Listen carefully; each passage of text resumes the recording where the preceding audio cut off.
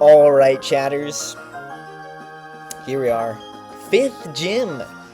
We've made it so far, guys. Look at this team. I think all these guys actually have colors or like objects. Lawn and basketball. I'm so dumb.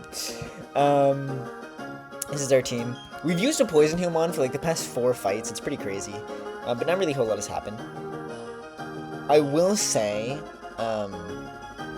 that since getting to Pastoral, we've gotten access to both the like type damage reducing berries. So like if you're gonna take super effective damage, you reduce the berry, or you reduce the damage. Those kind of berries. For example, the Yachi berry reduces super effective ice type moves.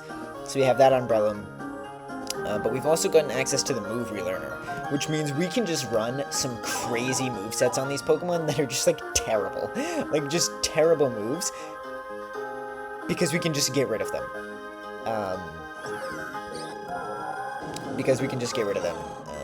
Before the next fights, which is so nice. Like, that actually makes such a big difference and was really, really big. Those 2 facts both, like, helped me prep a lot. But I'm honestly feeling pretty good about this fight. I will say, I was literally just trying to pre-burn my Milotic, and I literally caught a shiny Gastrodon.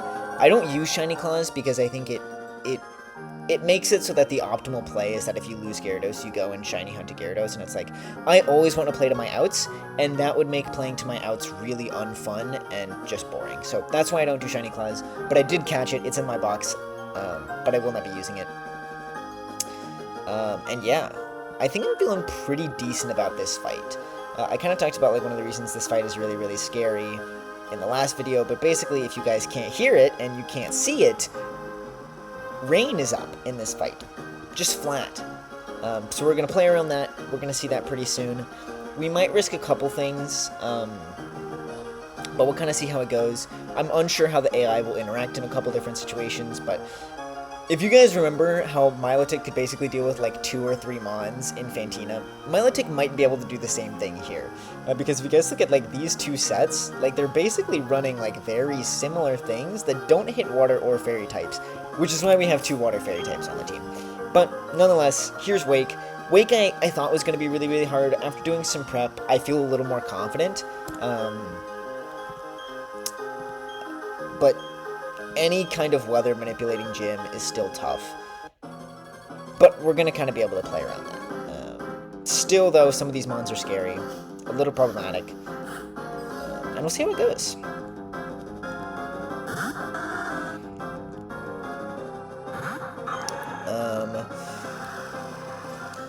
There's the rain. And by the way, what I meant by we're going to play around that is we're going to click Sunny Day.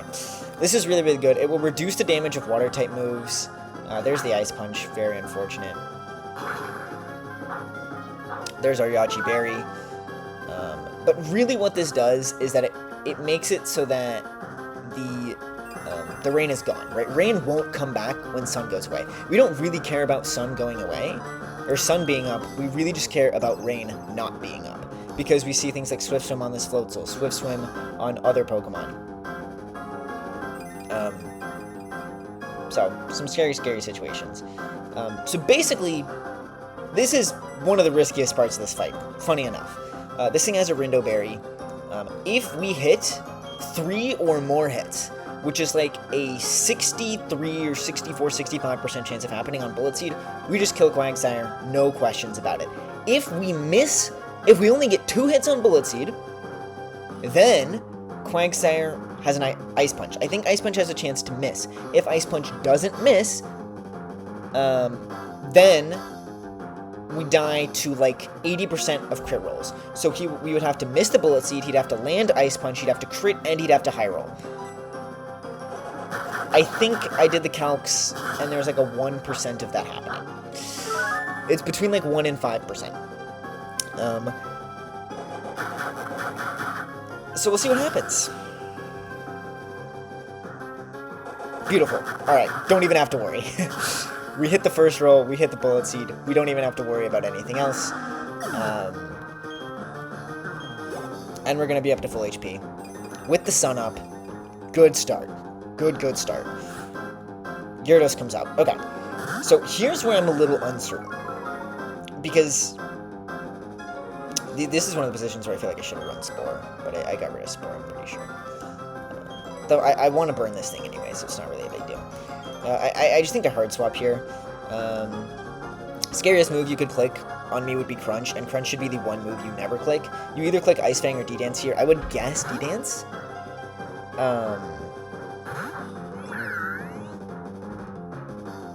You click Ice Fang. Okay.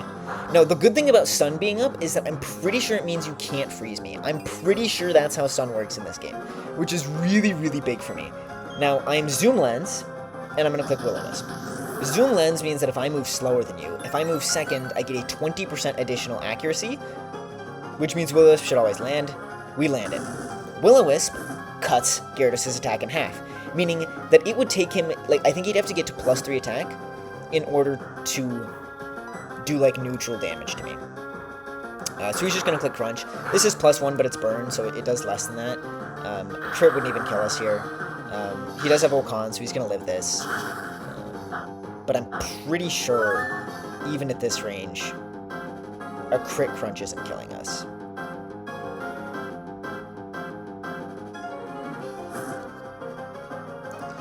We can do those calcs real quick.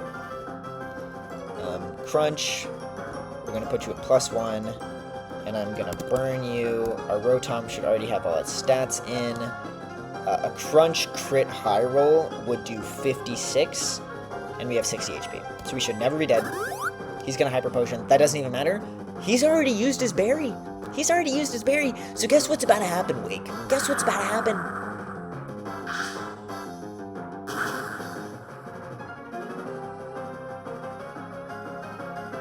That's about to happen. I did realize that we've had access to the Rotom forms since Eterna City, and I just haven't used them. They might have been helpful earlier.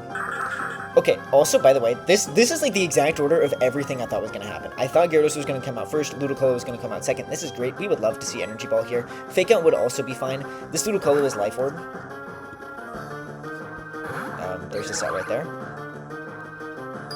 Energy Ball is beautiful. This is quad resisted. We have like 110 special defense. 0 damage. Watch the Life Orb damage. There's the Life Orb damage. We are also Life Orb. But Sludge Bomb Min Roll does about 96%. But guess what? Because of the Life Orb, you're below 96%. So this mon is actually really scary.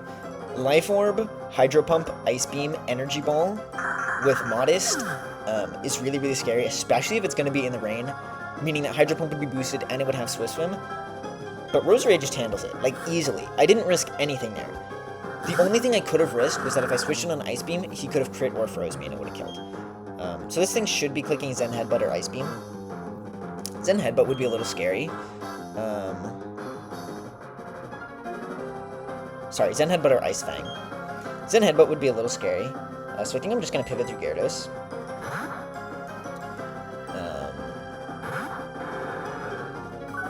Gyarados isn't used for anything, because I'm basically banking on either Milotic or... there isn't Headbutt, so I'm glad we went through Gyarados. I'm banking on either Milotic or Azumarill to take care of 2 mons in this fight.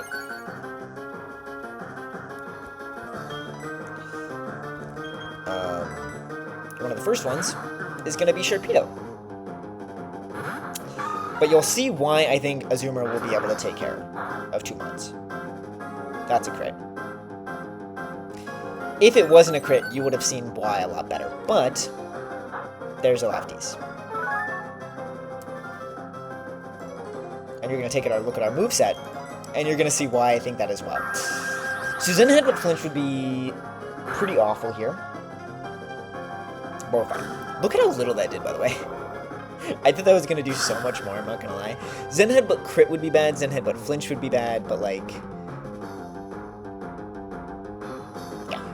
Yeah. Water and Fairy types basically destroy half of this team. Like, I actually don't think Gyarados could hit a Water or Fairy type either. Because both Gyarados and Floatzel only have Water, Ice, and Dark moves. Water, Ice, and Dark moves. And then there's a Water and Dark type here. And there's a Water and Fighting type here.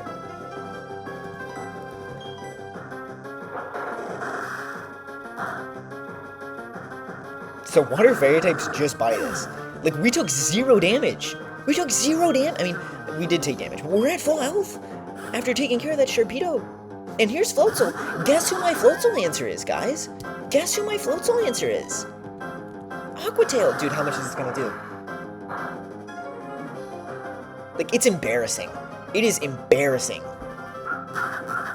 I don't know if the sun's still up. I don't even think the sun is still up, and that's how much damage you're doing. Like, it's honestly just a sad performance from Crusher Wake. Yeah, I don't even think the sun is still up.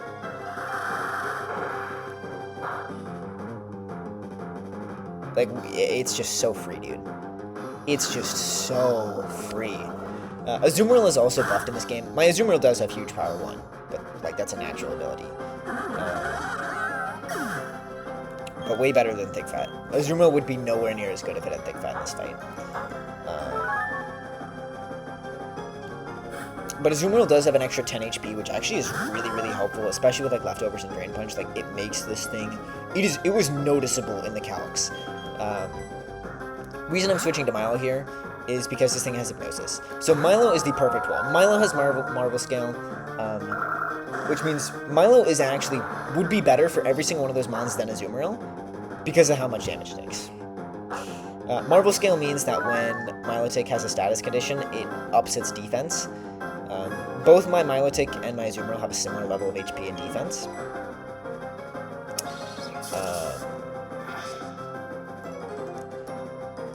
But because it's burned, it means it can't be put to sleep by Poliwrath, which means it's a perfect Poliwrath answer. And it would have been a perfect Sharpedo or Floatzel answer, because with Marvel Scale, its defense would have been higher than Azumarill's.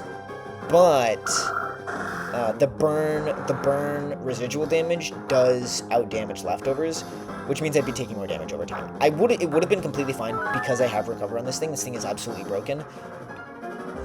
But it would have been a much more stall-based set, which is basically what we did against Fantina, and that just took a little longer. It was a little more tedious than I cared to do in this fight.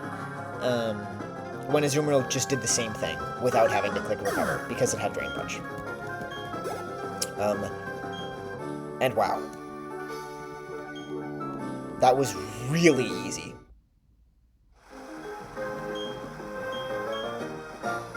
Fen Badge.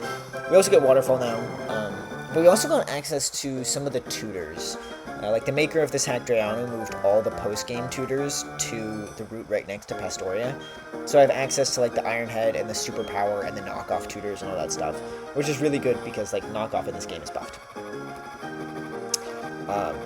And like all the Ice Fang and all the Fang and Punch tutors and stuff like that, so...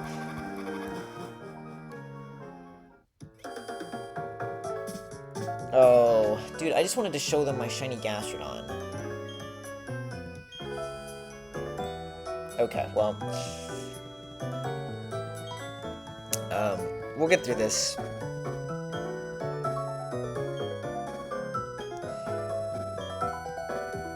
But... Maybe the easiest gym fight we've had on the channel?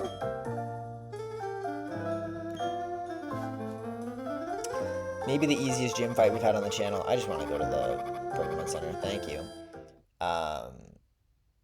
Yeah. I mean, we kind of risked the thing at the Breloom, but I explained how unlikely that was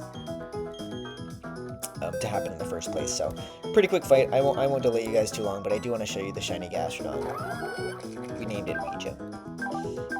I'm actually pretty sad. I really thought about using it because, like, I wanted a Gastrodon, but I just don't feel good about shiny claws. And I like where my rules are right now. I like the way I've handled this run. I was just gonna keep going.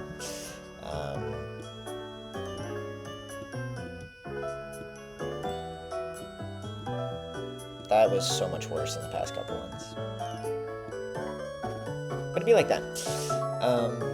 That was Wake. We've got a couple interesting fights coming up. One of the more interesting ones is we've got a couple things coming up, don't we? I don't even know. We've got a rival fight. We've got, I believe, a Cyrus fight. We've got there's like, for some reason they threw one of like the Battle Frontier heads in here somewhere. I think it's Pop Park.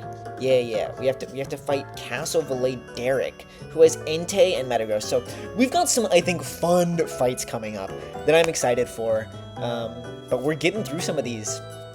Now that I'm finally on break, I'm looking forward to it. But pretty good fight here. Gyarados and Milotic, I think, have proved themselves again, like easily some of the best Pokemon on a box, which is not surprising at all. But yeah, Wake, pretty easy, easier than I thought, to be honest, and I'm looking forward to some future fights.